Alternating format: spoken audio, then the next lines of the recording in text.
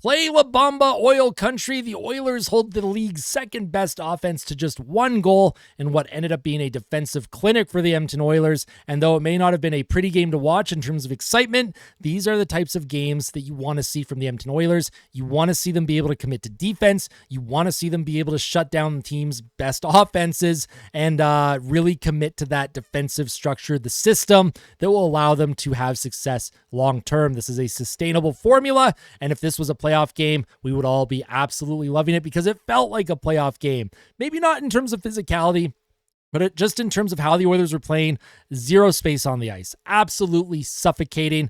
So we're going to have a lot to discuss in this post-game reaction. My name is Austin. Welcome back to the channel. If you end up enjoying this post-game reaction, make sure to smash the like button. And if you end up really enjoying the video, make sure to subscribe to the channel where I provide almost daily content. I can't say daily content anymore. I was doing that for a while, but usually when the team has more than 2 or 3 days off in a row, I have struggled for content, but I am starting to get into the swing of things and produce near daily content. So at minimum, I'll always have pregame reports and postgame reactions up for every game day. And I'm hoping to have even more content soon. And for those who tuned into the live stream tonight, I did a live stream commentary. Thank you so much for your support. It meant the world. We had so much fun. At one point, we had over 200 concurrent viewers. So thank you, thank you, thank you. I do not do any of this without your support. So I just wanted to give a shout out to all the fans, everyone that tunes in, whether you're an Oilers fan, a Lightning fan, a fan of another team. Maybe you don't even like hockey. Maybe for some reason I was just recommended and you clicked on my video and you're like, this guy sucks, and you're the guy that hits dislike on every video that I make. I still do it for you. So I truly appreciate it. I'm just kidding. There isn't someone that hits dislike on every video. I'm just poking fun. And luckily, I'm only gonna discuss this for about 10 seconds here. Luckily, the fans that tried to start the wave did not jinx the game tonight. In fact, on the contrary, I actually think the wave is good luck now. I think because the fans started the wave and the Oilers were able to shut down and hold on to that 1-goal lead with 5 minutes left in the third, because that's when the wave was trying to get going. I think the team needs to actually do that more. I think the fans need to do it more. So I'll be looking for a lot of waves now. So we'll see. We'll see if the wave is actually a good luck charm, Oil Country.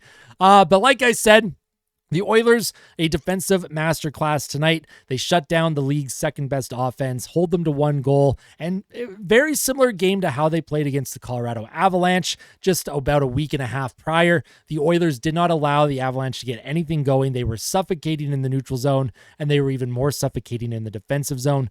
Tampa tonight, they tried attacking off the rush, unable to get clean zone entries. They tried cycling, unable to move the puck cleanly without sticks breaking up passes, and of course trying to get shots through from the blue line.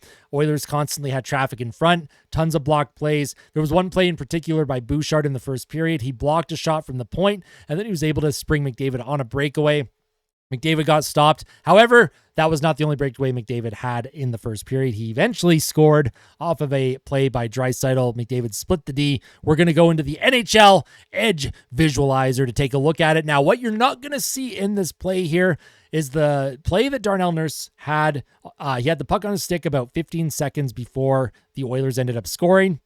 But Darnell Nurse, when this visualizer plays, you're going to see Nurse go off the ice. Bouchard's going to come onto the ice for him. But Darnell Nurse, before I hit play here, he was instrumental in not only allowing this goal to happen, but keeping puck possession, getting the puck to Kulak, spinning away from trouble. Darnell Nurse was pressured numerous times with this puck.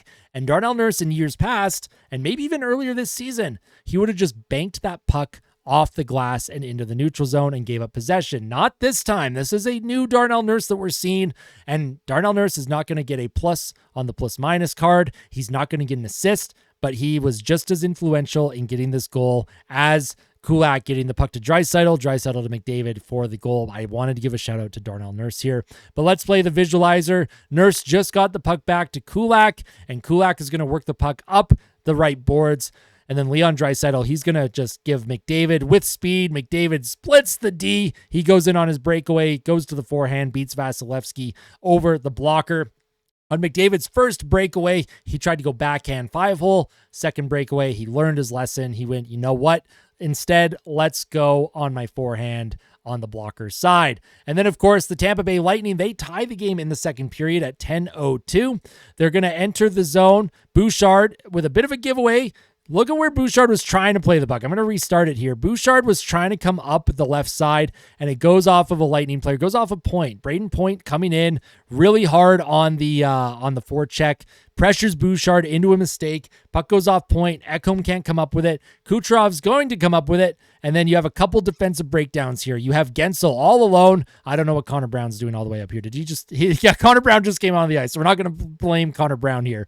But the Oilers, they lost Gensel with their defensive coverage. Puck comes to the slot area. Gensel shoots, and it just squeaks through Stuart Skinner just under his arm, unable to hold it, which is very unfortunate because other than that goal against, the Lightning didn't get a whole lot of high danger looks, and Stuart Skinner, whenever the Lightning did get a good look, was very calm, very collected in his crease, prevented the Lightning from getting any more than one goal. That was Gensel's 13th of the season, assisted by Kucherov and Point.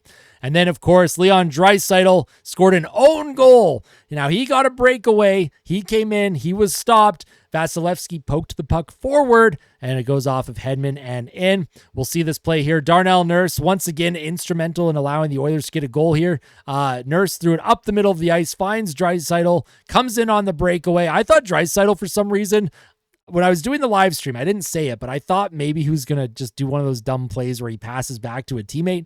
I'm glad he took it to the net. He went backhand. It stopped. Vasilevskiy pokes it forward, and then Hedman accidentally kicks it into his own net, and the Oilers go up 2-1, and that was it. That is the only goal scoring of this game. And as an Oilers fan, we're not used to seeing these, defensive masterclass type games, but they've put up a few now in the last couple of weeks that makes me think that not only is this sustainable, but this is also the team starting to figure out the way they need to play and really bought into Chris Knobloch's system. We saw a lot of it during the postseason. The team generally was very staunch defensively. Earlier this year, they looked a little discombobulated in a lot of games, especially those early losses. But as the season has progressed, especially in their last, I'd say 10 to 15 games, other than the Montreal game, which I happen to go to and I'm never going to get over it. Other than that Habs game, the Oilers have looked good. They've played solid defensively. They're starting to get more saves. Stuart Skinner, in 6 of his last 7 starts, now has a .930 save percentage or better. He put up a .950 save percentage tonight, and Stuart Skinner's save percentage is climbing. And as an Oilers fan, you love to see it. He deserves it. He deserves the success. The team is playing good in front of him. Everyone's starting to feel confident. Leon Draisaitl, I believe he's now the NHL's leading goal scorer with 20. I could be wrong. I don't know if, I don't know who's even in the scoring race here. Hold on, let me check. We're doing a live check here. I need to see this. Goals. He is ahead of Sam Reinhart now. Sam Reinhart was tied with Draisaitl at 19 goals. Draisaitl with his 20th now. He moves just ahead of Sam Reinhart. So that is a lot of fun. The Oilers tonight, good win, good defensive win. It's not pretty in terms of excitement, but you know what? I've been on the other end, and we as Oilers fans have been on the other end of really outrageous back and forth, high-octane offense hockey. Maybe this more boring defensive structured style, especially with the age of this team. This is an old team. They can't try and play high-octane offense all season long. I think this style of game suits what the roster is. Of course, if they end up picking any players up towards the trade deadline, they can tweak. But I think what Chris Knobloch has right now is a very calculated defensive system that the players have all bought into. Yes, there will be mistakes. Yes, there will be bad goals against, but for the most part, I'm very happy with the team's effort. They've played a full 60 minutes for a few games in a row here now, and even that Vegas loss, they lost 1-0, but I thought Edmonton played a real solid hockey game. And other than, again, like the third period against St. Louis wasn't pretty, but they got the job done. Tonight, a much better third period against Tampa. Did not give up nearly as many high danger looks, and they neutralized Tampa's speed game, and they neutralized their forechecking. Really good to see as an Oilers fan.